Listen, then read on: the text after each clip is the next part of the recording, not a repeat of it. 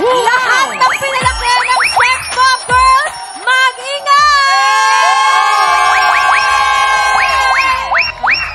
Nako, Mars Ira!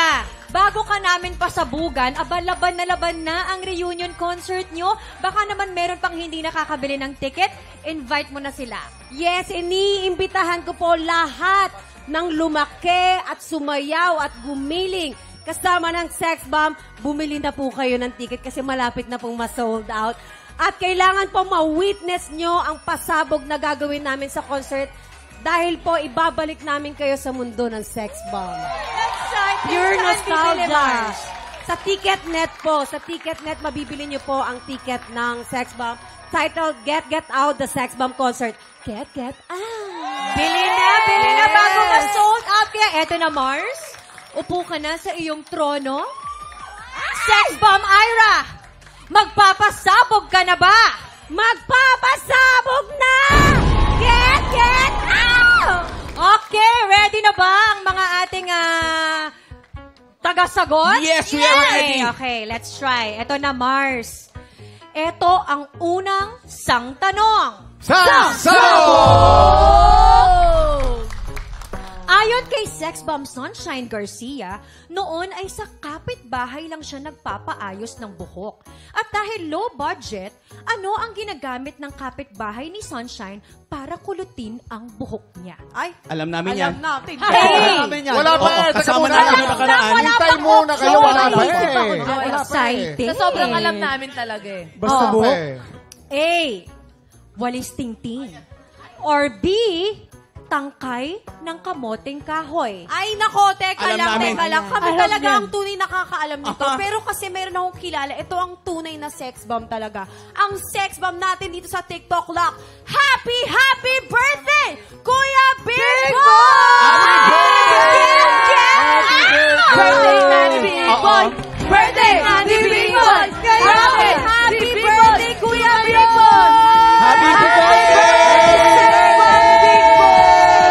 At ang galing din mag-split niyan. Magaling mag-split yan.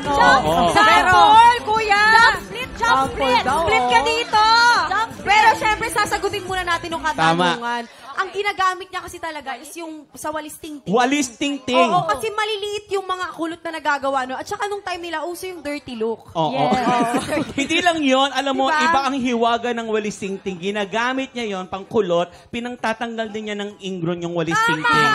Iba si Sunshine. Kasi Ang dami gamit. Parang exercise Barkada naman yun. namin Parang yun. exercise naman. Ay, Kuya Kim, tama yun. ikwenta mo yung tama. Ikwenta mo yung tama. Ito yan. Ang ginagamit niya talaga ay yung tangkay ng kamoting kahoy. Oo naman, Kuya Alam Kim. niyo kung bakit? Yung kamoting kahoy, gugo yan. At ang scientific name ng gugo ay buhoktus mahabapus. Ayun. Parang haba ng buhok yan eh. At alam niyo ba, ang tawag din dyan ay aloe vera. Aloe vera. Alam niyo ba saan gagaling yung aloe vera? Saan po? Galing sa aklan. Aloe vera! Aloe vera!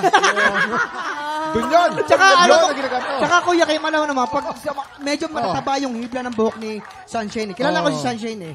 Hindi pwede yung walis tingting. Hindi pwede. Mapuputol. Oh. Kailangan din, kamoting kahoy. Kamoting kahoy. Dapat yung Ang laki nun. Siyempre, malalaki ang hibla ng buhok. ni Big Sunshine. girls! Ate Okay, Ira. eto na. Oh, narinig mo na ang kanilang mga opinion. Laki ni Sex Sunshine. Bomb Ira, ano ang sagot mo? Feeling ko walis tingting. Nako, Ira. Ira, nako. Eh, ikaw ba ay kabog o sabog? Alamin na natin! 4, 3, 2, 1!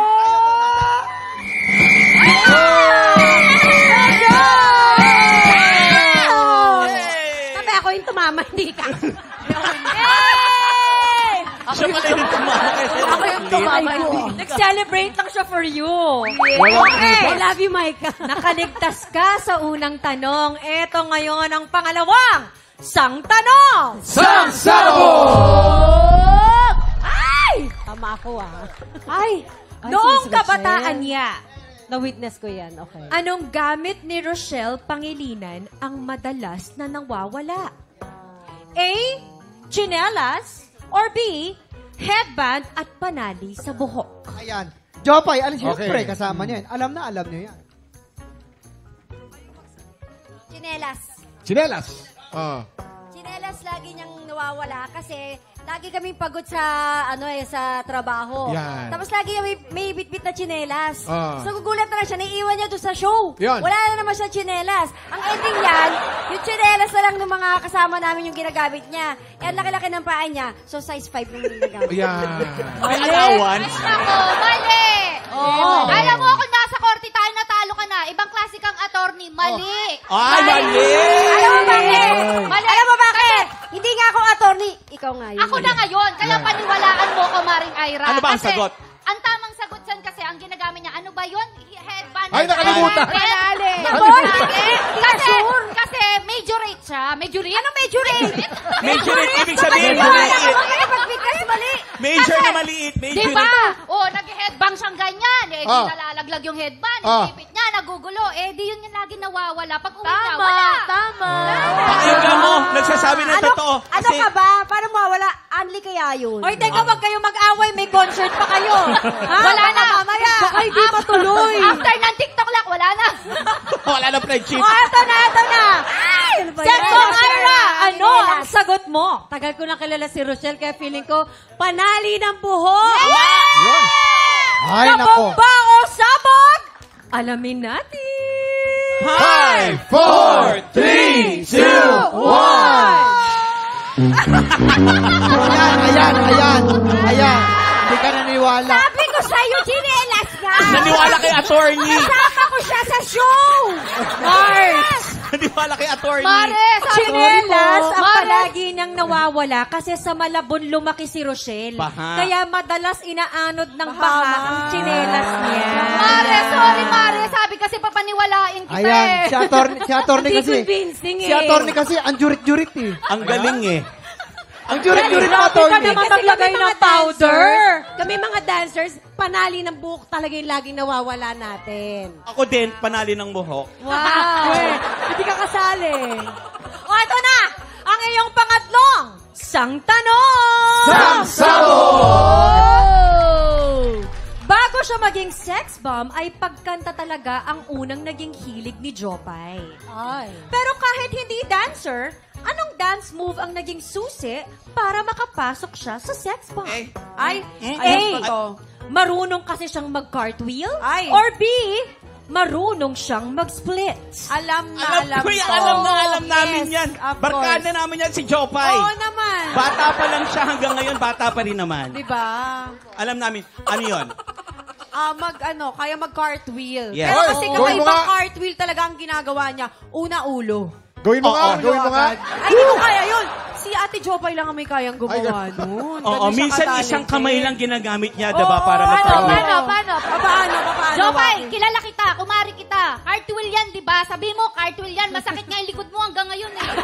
Nakakatuwa. Grabe, nakaka-tense naman yung mga kaganapan. Kayo, anong Ay, nako, masasabi nyo?